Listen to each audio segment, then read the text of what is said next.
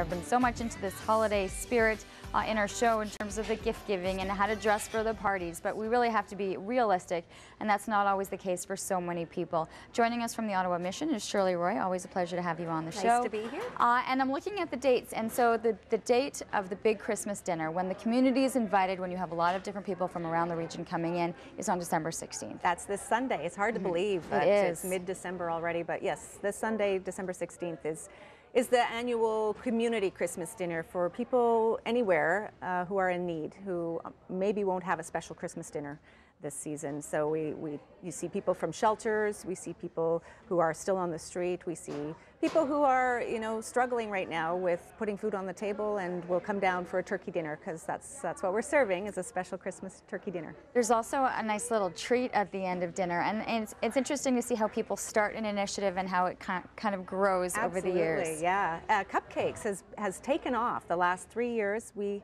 have been so fortunate to be receiving, I guess, the initiative, the effort, the work on behalf of Jose Cowley, who is, we call her the Cupcake Lady, and she brings in all her friends and family and bakers everywhere, because she's a baker herself, and they bring in 3,000 cupcakes, or roughly thereabout. I don't know if anybody actually counts, but we're expecting about 3,000 cupcakes. That's what we'll serve for dessert, and they're beautifully decorated. I'm just thinking the number, to be able to do that many and to put that tender love and care into these, because they'll be served at the Christmas dinner, and then there'll be a couple left over for the next day. Couple hundred left over. Couple hundred, yes. Yeah, so we'll serve those through Christmas week type of thing. But I think she sees, everything from people making a couple of dozen to herself, who probably makes a few hundred.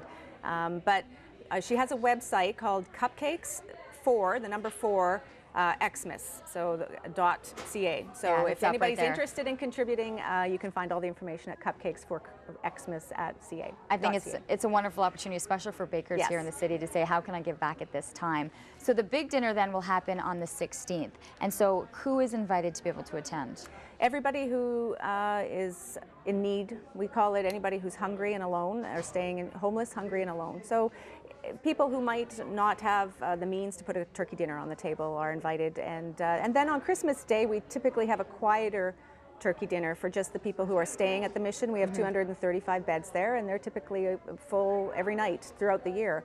So we'll have a quieter Christmas dinner on Christmas Day. And some of these people are going through a major transition in their lives, and so some of them are actually opting, even though they might have some family here, they're opting to be able to stay at the mission because they realize this is the place I need to be right now. Absolutely. Yeah, no, I was speaking with a gentleman in our addiction treatment program, and we have anywhere from 25 to 35 men at any given time who are in addiction treatment in our programs at the mission. And for them, the holidays obviously are pretty stressful, and even if they have family in town, for their recovery, they'd like to be at the mission because they feel they're supported by other men in treatment and the staff, and they might not be ready to go out into a situation where there's going to be drinking and things like that. To be able to handle it. So there's a lot of people going, I'd love to volunteer. This is a great time to do it.